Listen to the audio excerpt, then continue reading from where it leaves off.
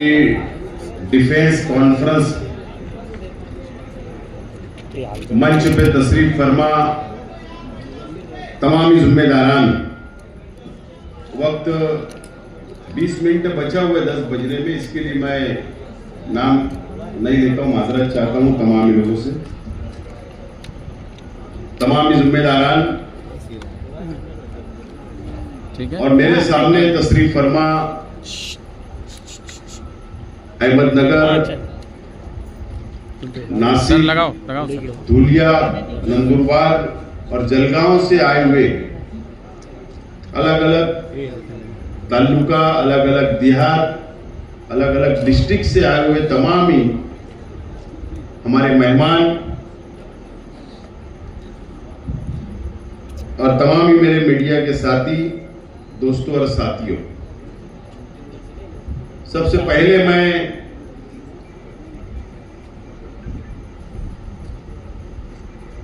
आज की कॉन्फ्रेंस में 4 बजे से मुसलसल जो हमारे स्पीकर है अलग अलग टॉपिक पर, अलग अलग मसाइल के ऊपर अपना वक्त दिया, आपको मुकम्मल मालूमात दी और अपना वक्त निकालकर पुणे, मुंबई, औरंगाबाद, जलगांव, अहमदनगर, तमाम ही अलग अलग इलाकों से यहां पर आए, अपना वक्त दिया। मैं आप तमाम लोगों का बहुत बहुत शुक्रिया अदा करता हूं और तमाम मेरे सामने मौजूद जो 5 जिले से आप लोग आए, अपना वक्त, अपना माल लगाकर आप लोग यहां पर आए और मुसलसल 6 घंटे से आप लोग यहां पर बैठे हैं। मैं माइनॉरिटी डिफेंस कमेटी की जानिब से, अहलियान मालेगांव शहर की जानिब से आप लोगों का शुक्रिया अदा करता हूं और माइनॉरिटी डिफेंस कमेटी के तमाम ही हमारे अराकीन जो तकरीबन 1.5 महीने से इस कॉन्फ्रेंस को कामयाब बनाने के लिए मेहनत की, जद्दोजहद की और दावतनामा लेकर अलग अलग जिले में गए, अलग अलग तालुके में गए, अलग अलग देहात में गए और मेहनत की, मैं उन तमाम ही साथियों का भी बहुत बहुत शुक्रिया अदा करता हूं। दोस्तों और साथियों, तमाम ही मुकर्रिर हजरात ने आपको मुकम्मल और तफसील बात आपके सामने रखी है, मैं उसको रिपीट नहीं करना चाहूंगा, लेकिन आप लोगों को मुबारकबाद देता हूं कि आप लोग, हमको नहीं लगता था, मुझको 5 बजे तक भी नहीं लग रहा था कि कॉन्फ्रेंस कामयाब होगी। आप लोग इतने बेदार होंगे, लेकिन अल्लाह का करम है, आप लोग जो बेदार हुए हैं, आपको वक्फ बोर्ड का जो बिल आया है, काला कानून आया है, आप उसको समझ चुके हैं, आपको फिक्र है और आज हम यहां पर सर जड़कर बैठे, आप लोगों को मालूमात दी गई, आप लोग यहां से मालूमात लेकर जाएंगे। मैं आपसे वादा करता हूं, आप लोगों को यकीन दिलाता हूं माइनॉरिटी डिफेंस कमेटी की जानिब से कि कॉन्फ्रेंस खत्म हो जाएगी। हमारे कई साथियों ने कहा कि ऐसा ना हो कि ये आज कॉन्फ्रेंस खत्म हो जाएगी, उसके बाद ये सिलसिला बंद हो जाएगा। मैं हम तमाम ही जिम्मेदारान को भी यकीन दिलाता हूं, आप लोगों को भी यकीन दिलाता हूं कि यहां से जाने के बाद, चाहे वो 5 जिले के हो आप लोग या महाराष्ट्र के, जिन लोगों के मस्जिद के मसाइल हो, मदरसे का मसला हो, दरगाह का हो, खानका का हो, कब्रस्तान का हो, ईदगाह का हो या वक्फ की हमारी प्रॉपर्टी का मसला हो, अगर आपको लगता है कि हमारी मदद लेना है तो आप आधी रात को हम लोगों को याद करो, हम आपके साना बसाना, आपके मसाइल हल करने के लिए आपके गांव तक, आपके शहर तक इंशाअल्लाह जरूर आएंगे। ये यकीन हम लोग आप दिलाते हैं। मुझे पता है कि वक्फ बोर्ड के ऑफिस में जब आप लोग जाते हैं सब थक चुके हैं। कई यहां पर बैठे कई साथी होंगे, सिर्फ वहां जाना है, तारीख लेना है, आना है, कोई काम वहां पर नहीं होता। लेकिन मैं आपको यकीन दिलाता हूं कि हम लोग सियासी लोग हैं, समाजी लोग हैं, और आप लोगों जो काम आप नहीं ले सकते हो वो काम हम बहुत अच्छी तरीके से ले सकते हैं। ये बात आप नोट कर लो। जरूरत पड़ने भी तो हमारा काम अगर अंदर के ऑफिस में नहीं हुआ तो हम गेट पे बैठ जाने वाले लोग, हम तो ऐसे लोग। तो आपको यकीन दिलाता हूं कि आप लोग जो भी काम लाएंगे हम आपके साथ आइंदा भी खड़े रहेंगे इंशाअल्लाह। आप लोगों का साथ रहा तो हम लोग ये लड़ाई को आगे तक इंशाअल्लाह लड़ते रहेंगे आप लोगों के लिए, इस बात का मैं यकीन दिलाता हूं। आज मुझको ये मंच मिला, मुझे कुछ चंद बातें बोलना।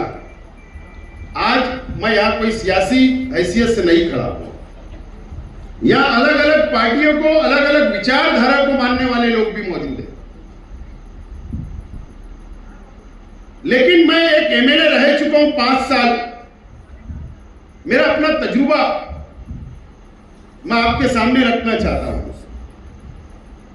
मैं 2014 से 2019 तक मैं एमएलए था। उस वक्त भी बीजेपी की सरकार थी और उस वक्त भी मुसलमानों के मसाइल असेंबली के अंदर उठाने का काम मैंने किया। यह महाराष्ट्र जानता है, मेरा शहर जानता है। और उस वक्त की मैं बात बोल रहा हूं कि वक्फ के ताल्लुक से मैंने असेंबली के अंदर सवाल रिकॉर्ड पर मौजूद है। उस वक्त एकनाथ खड़से साहब माइनॉरिटी के मिनिस्टर थे, बीजेपी की हुकूमत थी। कोई भी मुस्लिम एमएलए, कोई भी मुस्लिम मिनिस्टर उस सरकार में नहीं था। उस वक्त मैंने सवाल किया कि महाराष्ट्र के अंदर वक्फ की कितनी प्रॉपर्टी है, कितने एकड़ है। जवाब आया था और एकनाथ खड़से साहब ने असेंबली हाउस के अंदर खड़े रहकर कहा था कि महाराष्ट्र के अंदर तकरीबन अंदाज 1 लाख एकड़ मुसलमानों की है, वक्फ की प्रॉपर्टी है और वो मुसलमानों की प्रॉपर्टी है। ये जवाब माइनॉरिटी मिनिस्टर को उस वक्त था। दूसरा सवाल मेरा था कि अतिक्रमण कितने पे हुआ है, तो दूसरा सवाल का जवाब यह था कि 70,000 एकड़ जमीन के ऊपर अतिक्रमण इस महाराष्ट्र के अंदर। यह रिकॉर्ड की मैं बात बोल रहा हूं जो महाराष्ट्र के असेंबली के रिकॉर्ड पर मौजूद है। उसके बाद हमने सब बहस हुई, हमने कहा यह अतिक्रमण कब निकलेगा। उन्होंने कहा कि हम एक वक्फ बोर्ड को फंड देंगे, अधिकारी देंगे, अतिक्रमण निकालेंगे।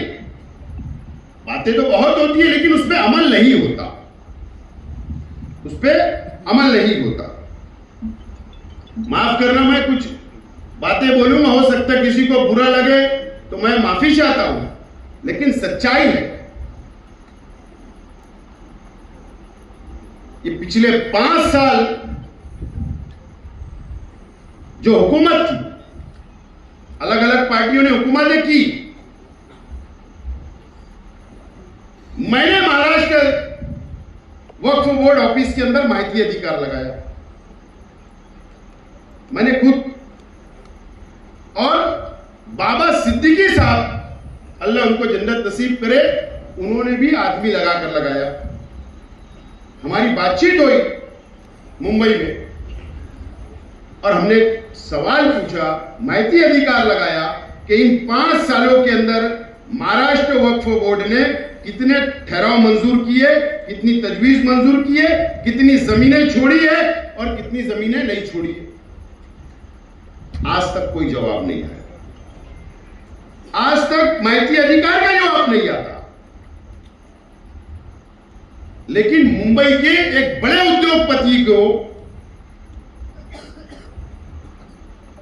मशहूर उद्योगपति को जमीन छोड़ दी जाती है, ऐसी तजवीज पास कर दी जाती है। सवाल यह है, कायदा तो अभी बना, मरकजी हुकूमत ने कानून तो अभी बनाई, लेकिन उस वक्त वक्फ बोर्ड था, कायदा नहीं बना था। मिनिस्टर मुसलमान, वक्फ बोर्ड चेयरमैन मुसलमान, वक्फ बोर्ड सीओ मुसलमान, वक्फ बोर्ड के तमामी मेंबरान मुसलमान, एमपी भी मुसलमान मेंबरान रहते हैं, एमएलए भी रहते हैं, और अलग अलग कैटेगरी के भी, कोई हिंदू नहीं। फिर क्या वजह है कि उस वक्त भी एक उद्योगपति को करोड़ों की जमीन छोड़ दी गई मुसलमानों की, और ना जाने महाराष्ट्र के अंदर ऐसी कितनी जमीनें तजवीज पास करके छोड़ दी गई। कोई सवाल करने वाला नहीं है, और अगर कोई सवाल करता भी है, मालूमात मांगता भी है, तो उसको जवाब नहीं मिलता। मैं आज कुछ देर के लिए, मैं सियासी नहीं हूं, बहैसियत एक मुसलमान, आप कि हर पार्टी उस वक्त की बॉडी में, महाराष्ट्र की ऐसी कोई भी पार्टी बची हुई नहीं थी जिनका वक्फ बोर्ड के अंदर मेंबर नहीं था।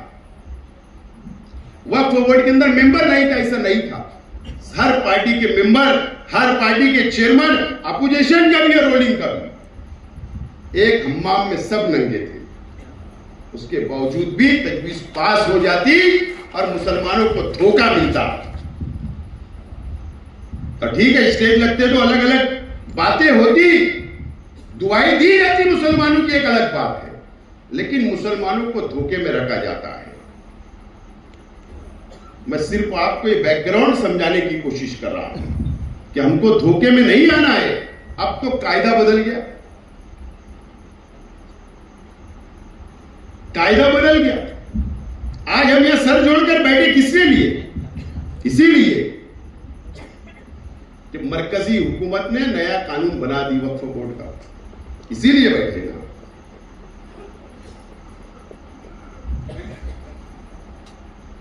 अब हमको,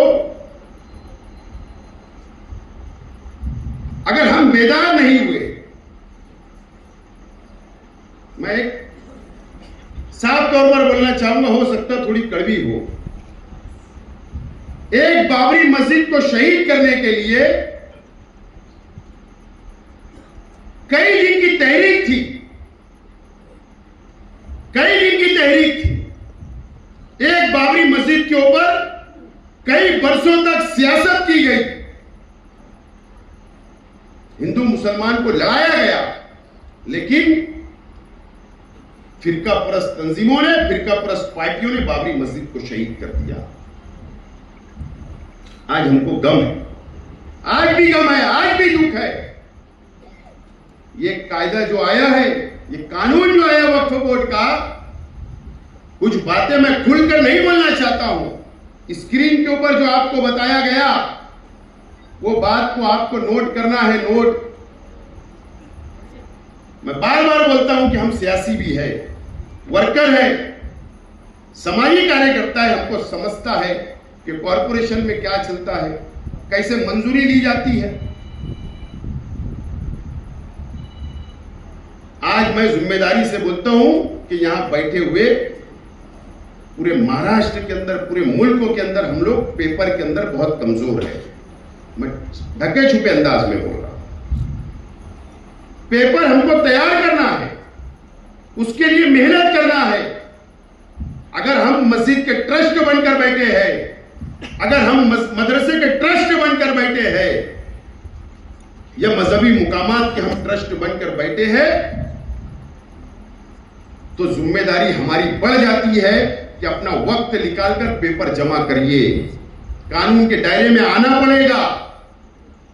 पेपर मजबूत करना पड़ेगा और इसीलिए आज की कॉन्फ्रेंस ली जा रही है। अगर आप वक्त नहीं दे सकते, माफी के साथ बोलता हूं, तो किसी नौजवानों को आगे लाइए, उनको ट्रस्ट बनाइए और उनको बोलिए कि आप आगे आकर लड़िए, वक्त दीजिए।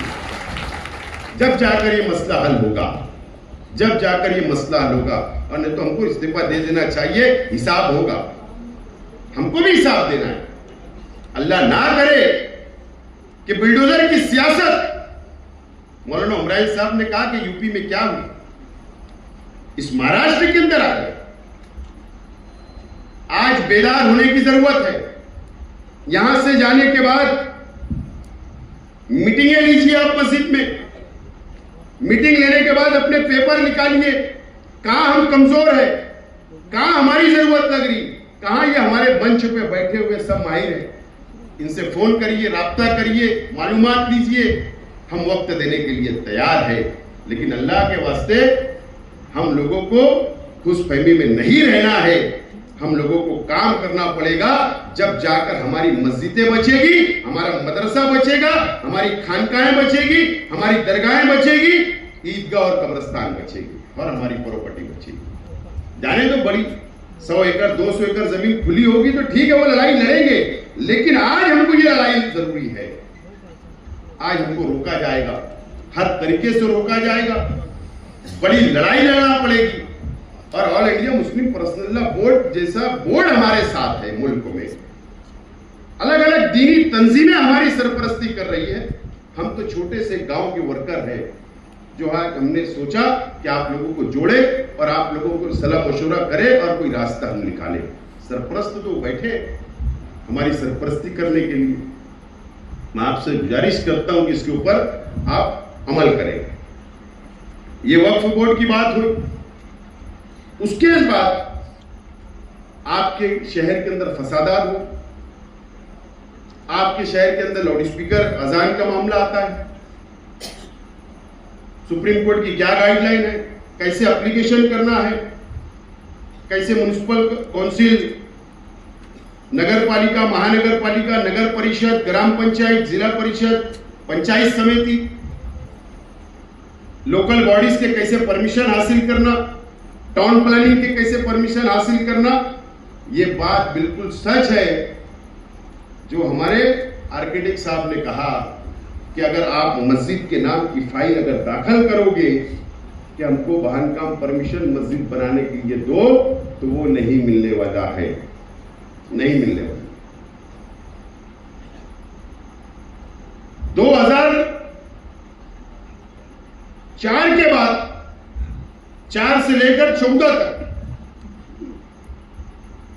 एक जीआर निकला होम डिपार्टमेंट में, मस्जिद, मदरसा, ईदगाह या अलग अलग धार्मिक स्थल, अलग अलग समाज के लोगों का अगर परमिशन उस नाम से मस्जिद मंदिर के नाम से चाहिए तो हुकूमत महाराष्ट्र गृह डिपार्टमेंट की मंजूरी जरूरी है। और उसकी प्रोसीजर इतनी हार्ड है कि गली से लेकर मुंबई तक फाइल दौड़ाना है, कलेक्टर वाया विभागीय आयुक्त, तो बहुत बड़ा प्रोसीजर है।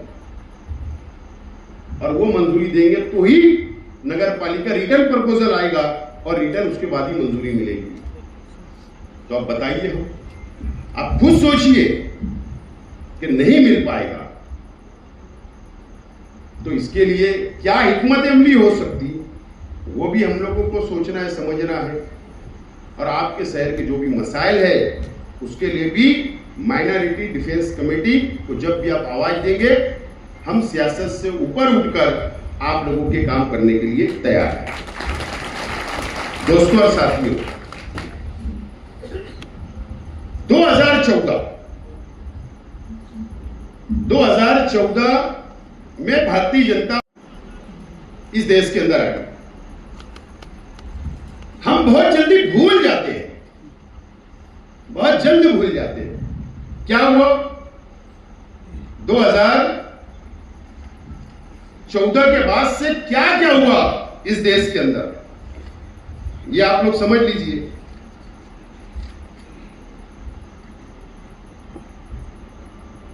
ट्रिपल तलाक का बिल आया, ट्रिपल तलाक का बिल आया, कानून लागू हो गया। उस वक्त भी all India Muslim personal law board ने तहरीक चलाई, सुप्रीम कोर्ट गए, कानूनी लड़ाई लड़ी गई, लेकिन अक्सरियत की बुनियाद पर ट्रिपल तलाक का कानून लागू हो गया। यह काला कानून बना, हमारी शरीयत के अंदर मुदाखलत की गई, इंटरफेयर किया गया। उसके बाद एनआरसी आया, CAA आया, उसके बाद भी हम लोग रास्ते पर कई शाहीन बाग बने, मुल्क में अलग अलग इलाकों के अंदर, अलग अलग शहरों के अंदर एनआरसी की भी तहरीक चली।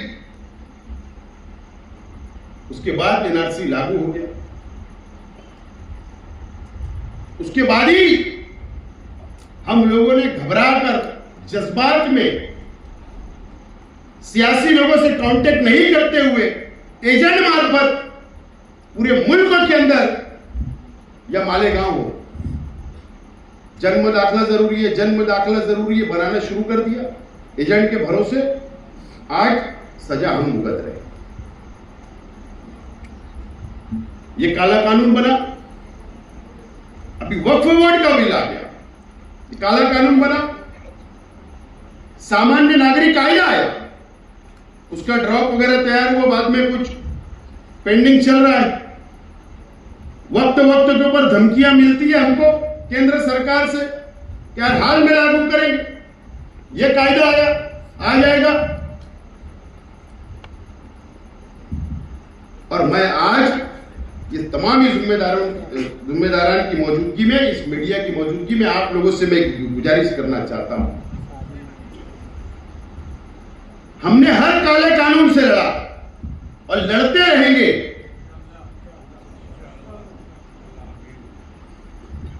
मैं गुजारिश करता हूं कि अगर भारत सरकार अगर जनगणना करा रही है, भारत सरकार ये साल से जनगणना शुरू कर रही है और जातीय न्याय जनगणना कर रही है, मेरी बात नोट करके जाओ, 5 जिले के लोग हैं इसलिए मौका मिला बोल रहा हूं। जातीय न्याय जनगणना करेगी, यानी जो जनगणना अब इस देश के अंदर होगी उसके अंदर एक कॉलम ये भी होगा अपना जात का, अपना मजहब का, ये भी होगा। अब हो सकता है तो जातीय न्याय जनगणना जब होगी तो कौन लोग करते हैं, कौन अपने घर तक आते हैं, या ग्राम पंचायत के लोग आएंगे, या जिला परिषद के लोग आएंगे, या स्कूल के टीचर आएंगे, या गवर्नमेंट के ऑफिसर आएंगे, या कोई एजेंसी के लोग आएंगे। आमतौर पर हमको समझता नहीं, आमतौर पर समझता नहीं कि फॉर्म कैसे भरना। वो आएगा, बैठेगा, कितने आदमी हैं, कितनी औरतें हैं, कितने बच्चे हैं, तुम्हारा धर्म क्या है, तुम्हारा मजहब क्या है, तुम्हारी जात क्या है, सब पूछेगा। आमतौर पर कम पढ़े लिखे लोग 4 का नाम बताएंगे, 2 का नहीं, 1 का नाम बताएंगे, 4 का नहीं, मालूमात कम देंगे। डाटा जब चला जाएगा और हो सकता है उसके बाद ये नया फितना लाए और उसके बाद फिर एनआरसी लागू करेंगे। इसके लिए आज से बेदार होने की जरूरत है। जब वो जातीय न्याय जनगणना आएगी तो एक बेदारी मुहिम चलाना है, नौजवानों की फौज खड़ा करना है, गांव-गांव में, देहात के अंदर, शहर शहर के अंदर, और हमारे मुसलमानों की मदद करना पड़ेगी, मदद। और उसके बाद अगर हमने 100% इसके अंदर कामयाबी हासिल कर ली है, मैं मौलाना उमरान साहब से भी गुजारिश करूंगा कि all India personal law board और अलग अलग दीनी तंजीमें के भी जिम्मेदारान है, वो अपने अपने प्लेटफार्मों से पूरे मुल्क के अंदर ये तहरीक अभी से चलाए और एक टेम इस देश के अंदर अब ये बात हो ही जाए कि कौन से धर्म के कितने लोग हैं। कम से कम हमको 2 नंबर का सही बंद तो कर देंगे बोलना, इतना तो होगा जो 2 नंबर का सही हमको साबित करने की कोशिश आज की सरकारें करती है, कम से कम वो बंद हो जाएगा और कौन कितने करोड़ है इस देश के अंदर, ये साबित होगा।